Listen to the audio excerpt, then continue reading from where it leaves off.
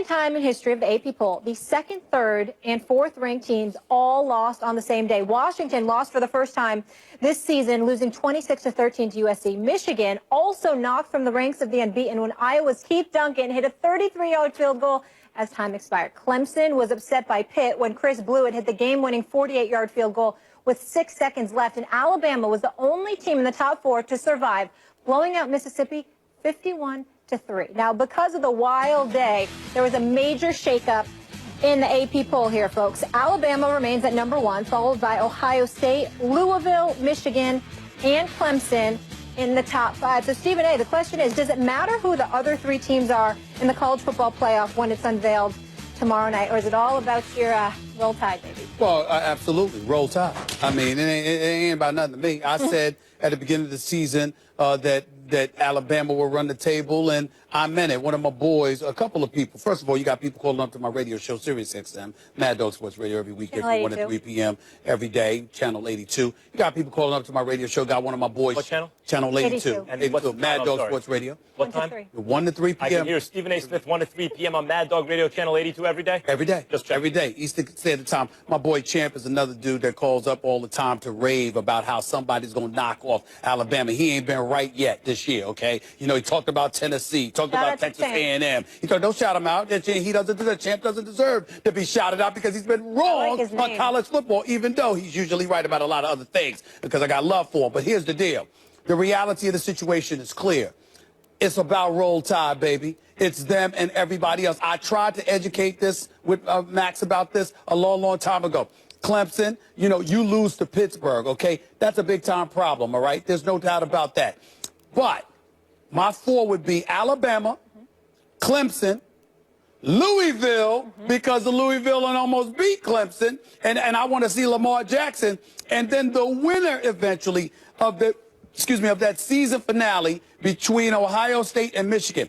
Washington, I was raving about them for the last few weeks, saying they deserve to be in the top 4. What I didn't know is that they would get punked on their own home turf by USC. They didn't just lose.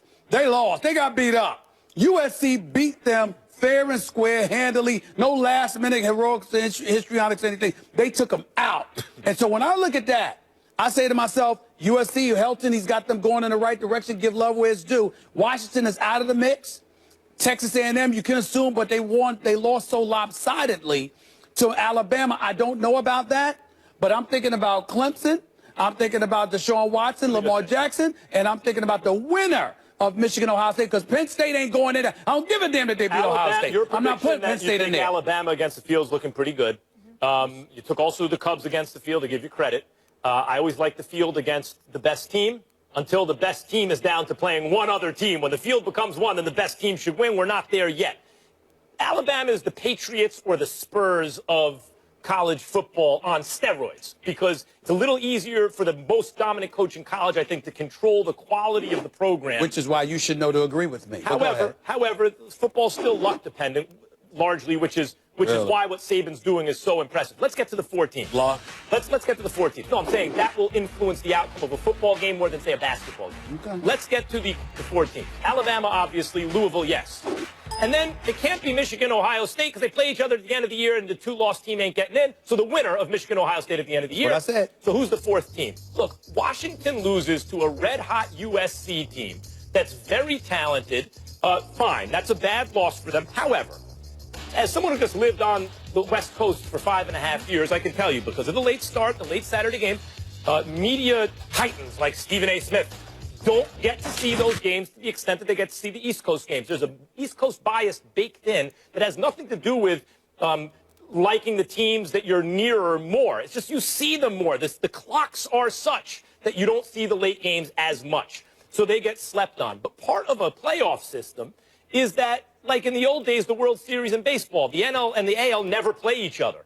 So in the World Series, you actually get to see the two divisions compete. And I think that there's something to that here.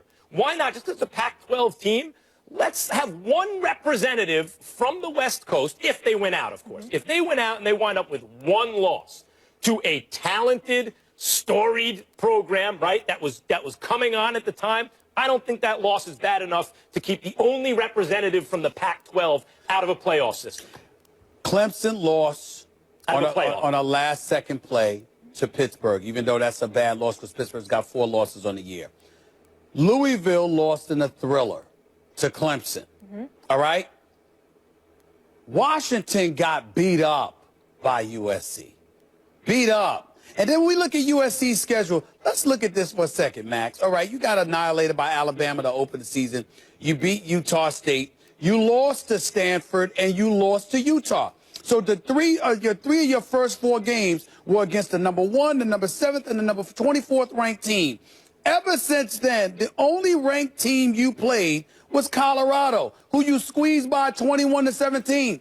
And then, you run over Washington. To me, that's a bad loss for Washington. That's a more devastating loss for Washington than it was for Clemson or Michigan, all right, or Ohio State or Louisville. And the fact that that is the reality is why my 4 is Alabama, Clemson, Louisville, and the winner of Ohio State, Michigan. Asking who's better, Washington or Clemson? No, I'm talking about who I want in the Final would say Four. Clemson's the better team. I'm saying if it comes to splitting hairs, because you're right about that, although a lot of their losses are early, Washington, and that's the nature of football. The team changes identity sort of over the course of the season. I'm just saying if it comes to splitting hairs, let's take a Pac-12 team. Yeah, but you lose 3 or 4 early. Damn it, that's 3 or 4. We're going to go to break. How about tonight, fellas? 2 of the game's best receivers face off on Monday Night Football. So is tonight a must-win for Odell Beckham and the Giants against A.J. Green and the Bengals? That this work, people. I want to see you here in Bristol. Here's a few of our latest submissions. Dwayne Wade did make a mistake leaving the Miami Heat for the Chicago Bulls. Have you seen the Chicago Bulls? There's a team that just got rid of Derrick Rose, Joakim Noah. They're in complete, absolute rebuilding mode. And you're going to take the iconic Dwayne Wade and parade him around unceremoniously in his last few years of greatness? Stephen A., I heard you say you would pick the Heat over the Cavs if Dwayne Wade had stayed, if Chris Bosh was healthy, and if Kevin Durant had chosen the Heat over Golden State. Come on now, Big House Games couldn't even make that work. The enthusiasm and the greatness is in Cleveland. I'm going with LeBron James. He's my pick, Stephen A. Are the Lakers better without Kobe? Yes, much better. And they lost a lot of games letting Kobe shoot 30, 35 shots. Let's not pretend like he was good last year. Let's not pretend like he was useful. I liked all those. They were all good, but all Brianna good. throwing in my former legendary coach touched me. Brianna got me there. She brought up my coach. She did. And she was in a stadium. Kobe was very useful last year because they kept their top 3 protected pick. So that was very useful of Kobe. Okay.